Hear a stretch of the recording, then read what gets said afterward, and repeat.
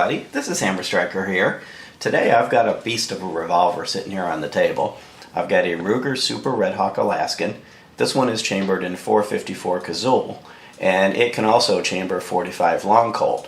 For if you want a little bit of range time and don't want to get beaten around, you can go to the long Colt. So I want to tell you a few things about this revolver, and before we pick it up, we'll start with this ammunition. This is a Hornady 240 grain XTP. It's in their custom line, and out of a 4-inch barrel, this would be 1900 feet per second muzzle velocity and 1923 foot-pounds of energy. It's just a massive amount of energy. So just to put it in comparison, here's a 44 Magnum, which is considered to be a very powerful cartridge. And you can see that the 454, not only is it bigger diameter, but it's longer, its overall length. And if this isn't a Hornady, but if this were Hornady, just to keep things in perspective, you'd get about 1350 feet per second and about 971 foot-pounds of energy. So you can see that you're going to get roughly twice the energy delivered with the 454 Casull. And one of the real popular, fairly powerful handgun cartridges, in a pistol, is that 10mm. And that 10mm is going to be half the muzzle velocity and roughly a quarter of the foot-pounds of energy. So you can see just how powerful the 454 Casull is by comparison to some other relatively powerful cartridges. So get rid of this ammo, so we don't have any ammo on the table. And now I can go ahead and pick up the revolver and talk to you about the gun itself. The Alaskan series, they make it in a couple different variations. We've also got a 44 Magnum that we've had a video on earlier. The Alaskan series is meant to be more of a hunting gun. It's, the Alaskan name. These actually are used in Alaska, where you'll be encountering some fairly large threats. They're heavy revolvers, they're robust, and they're big. This one weighs 44 ounces. It's 7.62 inches front to back, and almost that tall, and it's 1.8 inches thick. Before I go any further, let me show you that this is an unloaded revolver. The size of this thing is necessary to control the power of that cartridge. One of the things that you'll see that's different between the 44 and the 454 is the cylinder is smooth on the 454, and it's fluted on the 44 Magnum. And you can see that there's, on the side, you got it stamped Super Redhawk Alaskan and 454 Casull. And as I mentioned, it'll also chamber 45 Colt, 45 long Colt, which really, when you put 45 Colt in this massive revolver, it's actually pretty tame. It's almost like shooting 38 Special. It's that light. When you put 454 in it, it's an extremely stout recoil. There's no doubt in your mind that you've pulled the trigger on something. But it is very controllable. This whole rubber, they call it the tamer grip, that comes factory with it, with finger grooves. You've got a hand where you can see the finger grooves. It gives you a full 3-finger grip. And the rubber does do quite a good job of taming the recoil, and it covers the entire back strap. So everything your hand touches is the rubber grip. There's no direct metal contact with you when you're firing it. From a overall perspective, this is not really a concealed carry gun. This is outside the waistband. This is hunting. This is out in the wilderness. You might encounter something like a big bear. You might put this in a shoulder holster, something along those lines. And it's really meant to stop the big threats, black bear, grizzly bear, things like that you might encounter in those conditions. This isn't something that you tuck in your waistband when you're going to go to Walmart to pick up groceries. From a trigger's perspective, this is a double action, single action, and I did indicate that it's unloaded. The double action pull on it is long and very heavy. It's exceptionally smooth. It's long and it's heavy, and it breaks way at the back. It comes in around 11.5 pounds on this particular one. And of course it's a revolver, so it resets all the way back out. Where it really shines is in the single action pull. In the single action pull, the trigger's all the way at the back already because you've cocked it. And it's an extremely short pull. That's the entire pull. You almost couldn't see it happen. It weighs in at about 4 pounds, and I'm actually thinking it comes in a little lighter than that, in that the trigger is bottoming out when I pull my gauge, and I can't feel it enough to stop it in time. Because when I actually feel it with my finger, it feels like it's less than 3 pounds. It's just that short. You can see that barely perceptible movement.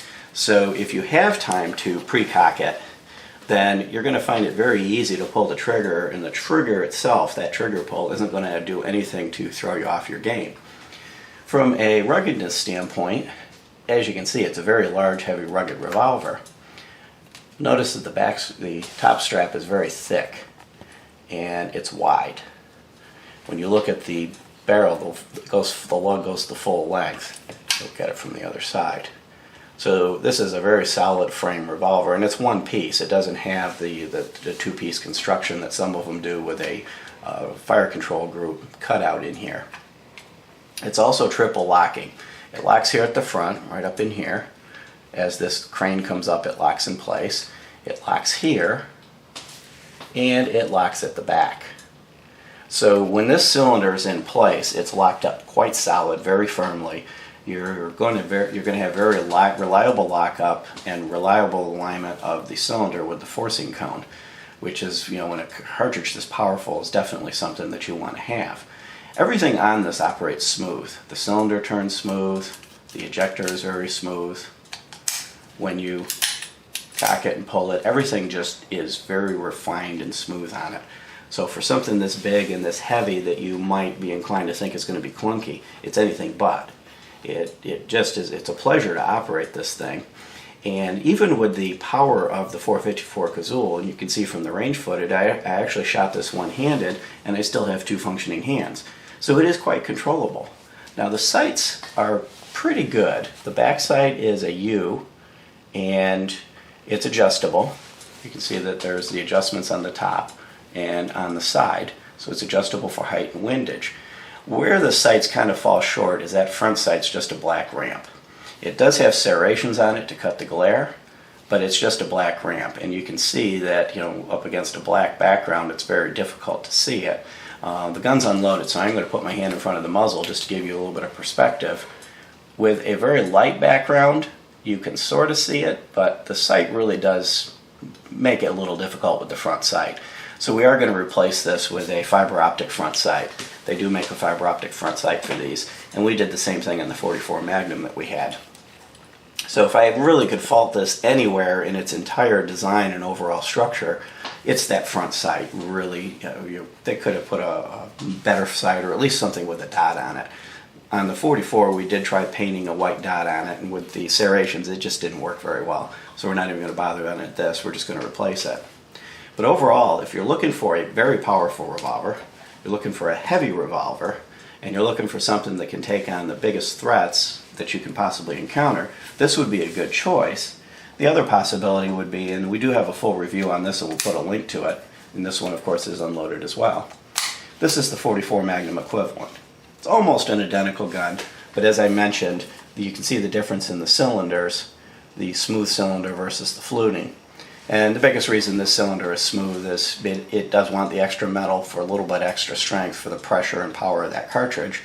And the overall length is just a hair shorter on the 44 Magnum. If I put them up side by side, it's going to be difficult to do because of the size of them. But you'll see that it's just a hair shorter, but not much. And you can see the red fiber optic sight that we put on the 44 Magnum. We're going to put this same sight on the other one. But the Super Redhawk Alaskan family of revolvers is among the most powerful revolvers you're going to get. This rivals the 460 and the 480 and comes very close to the 500 Smith & Wesson in overall power, and it's a mainstream cartridge. They're not easy to find. There's only a half a dozen companies that make them, but you can get them, and you can get them in roughly in the $1.50 to $2 per round range. So it's really not particularly cheap to shoot. And the funny thing is, the lighter cartridge that you can put it in, it is 45 long Colt, and that's not overly inexpensive either. So it's not a cheap revolver to shoot. It's pleasurable to shoot, given its power, but it's definitely not something that for the newbie. And one thing I failed to mention is that it does hold 6 rounds. Now, the gun itself turned out to be a bit of a unicorn. I had to really do some searching to find it. What I believe happens with Ruger is they make a batch of these, however many they're going to make at one period of time. They release them, and when they're gone, they're gone. So I had quite a bit of difficulty finding this one. The MSRP is around $1,200, and in most cases, if you're going to go in a gun shop, you're going to pay close to that. Buying this online, I was able to get it in around $900 landed, but it's not an inexpensive revolver either. The 44 Magnum variant that we have over there is a little bit easier to find, similar pricing strategy, but you can get that a little bit less expensively because it's a little bit easier to find it. So overall, if you're looking for a plinking gun, if you're looking for a concealed carry gun, this isn't the gun for you. If you're looking for a very powerful revolver, you're going to spend some time in the woods. I'm going to be taking this hunting with me.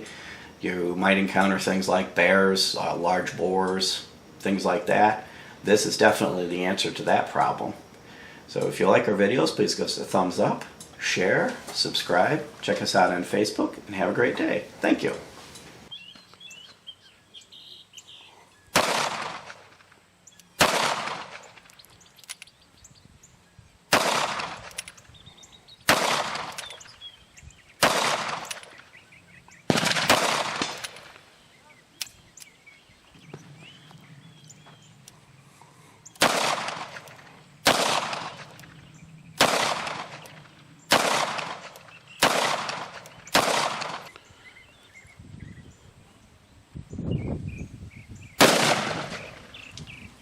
Not bad.